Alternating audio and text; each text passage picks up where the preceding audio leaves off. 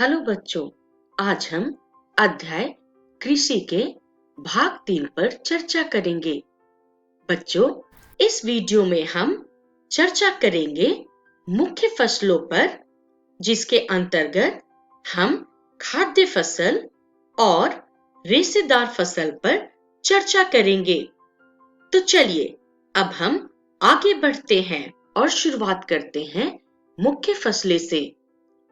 बच्चों, फसलें जो है मुख्यतः 3 प्रकार के होते हैं: खाद्य फसल, रेशेदार फसल और पेय फसल।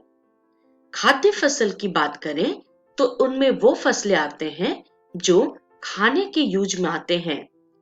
रेशेदार फसलों में मुख्यतः कपास आदि आते हैं और पेय फसलों में चाय, कॉफी आदि आते हैं।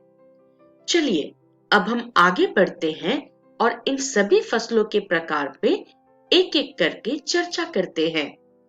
तो बच्चों, शुरुआत करते हैं खाद्य फसल से। खाद्य फसल में सबसे प्रमुख आपका आता है चावल। बच्चों, चावल जो है उष्णकटिबंधीय एवं उपोष्णकटिबंधीय प्रदेशों का मुख्य आहार है। अगर हम बात करें इसकी भौगोलिक दशा की, तो चावल के लिए उच्च तापमान, अधिक वर्षा और चिकनी जलोढ़ मिट्टी जिसमें जल रोकने की क्षमता हो, उसकी आवश्यकता होती है। बच्चों, चावल के प्रमुख उत्पादक देश चीन है, जो विश्व का सबसे बड़ा चावल उत्पादक देशों में आता है। इसके बाद भारत, जापान, श्रीलंका और मिस्र आते हैं। बच्चों, उपयुक्त जलवायु दशा के कारण भारत के कुछ भागों में एवं बांग्लादेश में एक वर्ष में 2-3 फसलें भी उगाई जाती हैं। चलिए अब हम आगे बढ़ते हैं और खाद्य फसल पे ही दूसरी फसल गेहूं पर चर्चा करते हैं। बच्चों, गेहूं विश्व की दूसरी प्रमुख खाद्य फसल है और अगर हम बात करें इसकी भौगोलिक दशा की, तो वर्धन काल में मध्यम वर्षा एवं मध्यम तापमान और सुअपवाहित दोमट मिट्टी एवं फसलों के पकने के समय पाला रहित रातें और तेज धूप, ये सभी भौगोलिक दशा गेहूं के उत्पादन के लिए जरूरी है। बच्चों, यहाँ पे आपका ये जान लेना जरूरी है कि सुअपवाहित मिट्टी वो कहलाती है जिसमें वर्षा का जल रुकता नहीं है। बच्चों, अगर हम बात करें प्रमुख उत्पादक देश की, तो संयुक्त राज्य अमेरिका, कनाडा, अर्जेंटीना, रूस, यूक्रेन, ऑस्ट्रेलिया तथा भारत में गेहूं जो है शीत ऋतु में उगाया जाता है। चलिए आगे बढ़ते हैं और खाद्य फसल में मिलेट पे चर्चा करते हैं। बच्चों, मिलेट को मोटा अनाज भी कहते हैं। इसके अंतर्गत मुख्य रूप से ज्वार, बाजरा और रागी आते हैं। अगर हम बात करें इनकी भौगोलिक दशा की, तो इनके उत्पादन के लिए कम वर्षा, मध्यम से उच्च तापमान और पर्याप्त सूर्य के प्रकाश के साथ साथ बालुई मिट्टी की आवश्यकता होती है।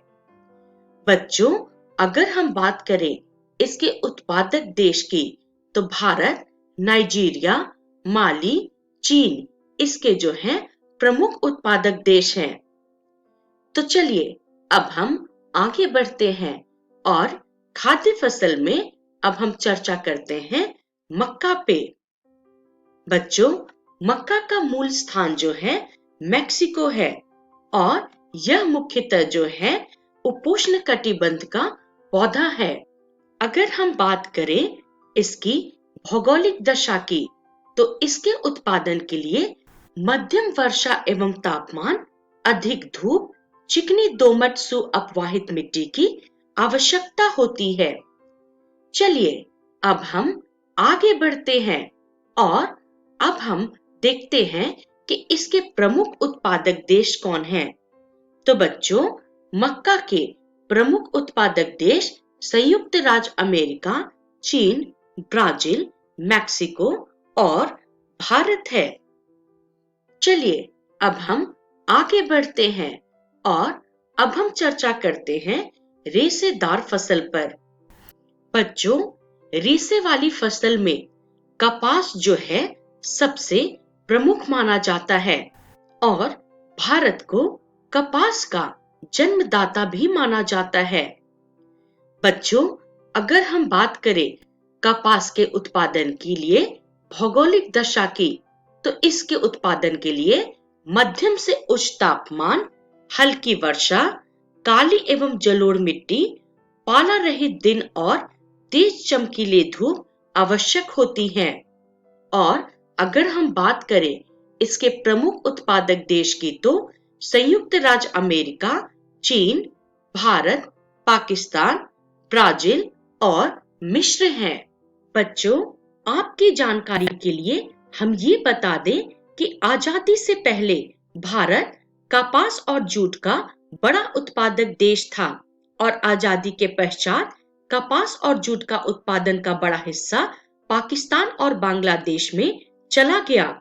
बच्चों, आप ये भी जान लें कि कपास एक नकदी फसल है और इससे रुई तैयार की जाती है, जिसे सफेद सोना भी कहा जाता है।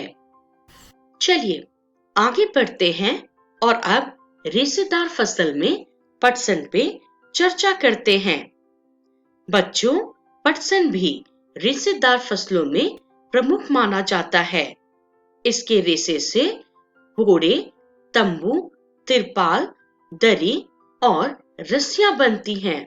अगर हम बात करें इनके उत्पादन के लिए भौगोलिक दशा की, तो बच्चों नई जलोढ़ मिट्टी, उच्च वर्षा, उच्च आर्द्रता ये इनके लिए अनिवार्य है। इसके साथ साथ डेल्टा के क्षेत्र इसके लिए उत्तम होता है। बच्चों, अगर हम बात करें प्रमुख उत्पादक देश की, तो भारत और बांग्लादेश जूट के मुख्य उत्पादक देश हैं।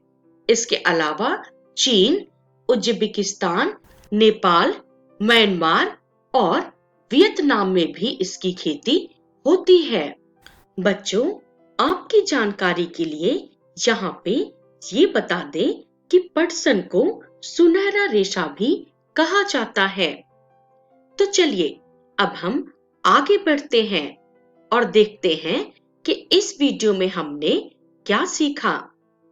तो बच्चों, इस वीडियो में हमने मुख्य फसलों पे चर्चा की, जिसमें हमने खाद्य फसल और रेशेदार फसल पे चर्चा की, जिसका रेफरेंस है भूगोल कक्षा 8 की पाठ्य पुस्तक।